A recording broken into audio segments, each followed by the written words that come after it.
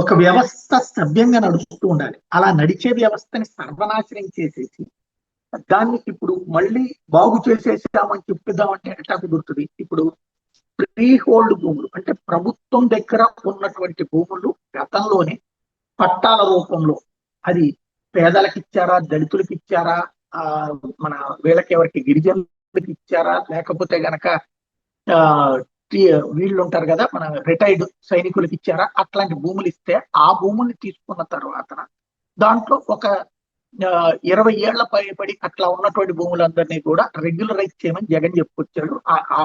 Order వేసేసాడు. దాన్ని ఒక నెగిటివ్ ప్రచారం చేసుకొచ్చారు దారుణాతి దారుణంగా. ఏది ఎవరు చీఫ్ సెక్రటరీ కోసం చేశారు, లేకపోతే ఎవరు నాయకుల కోసం చేశారు అన్నటువంటి కొంతమంది మీద కేసులు పెట్టారు.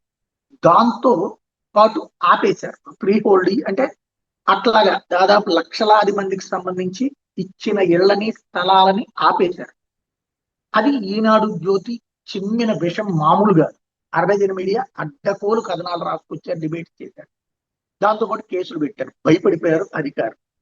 ఎక్కడదక్కడ ఆగిపోయింది. ఇప్పుడు అది ప్రజల్లో తీవ్ర అసంతృప్తి వ్యక్తం అవుతుందని గమనించాక ఫ్రీ హోల్డ్ తీసేయమని చెప్పి చంద్రబాబు గారు ఆదేశించారు. కానీ ఎవడు తీయట్లేదు. ఎందుకని? ఇది ఫ్రీ హోల్డ్ తీసేస్తే రేపు పొద్దున కేసులు పెడితే వచ్చే ప్రభుత్వం. ఇంకోటి, అది తీయచ్చా తీయకూడదు అన్నది కింద స్థాయి అధికారి చేతిలో లేదు. ధైర్యం చాలి, అధికారి చేతిలోనే ఉంది కానీ ధైర్యం చాలట్లేదు.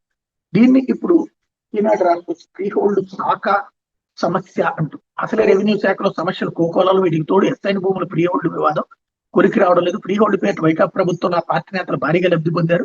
కూట ప్రభుత్వం వచ్చాక దీన్ని సరిదిద్దేందుకు చర్యలు చేపట్టిన పరిస్థితుల్లో పురోగతి పెద్దగా కాన రావడం లేదు. ప్రైవేట్ భూములు పట్టాదారులు సహా ఎందరో ఇబ్బంది పడుతున్నారు. దీని మీద అధ్యయనం చేసేందుకు ఏర్పాటు చేసినటువంటి మంత్రివర్గం ఉపసంఘం కూడా పరిష్కారాలు దిశగా కృషి చేయాల్సి ఉంది అన్నటువంటి వార్తని రాసుకొచ్చారు. అంటే పని జరగట్లేదు అని చెప్పడం అన్నమాట.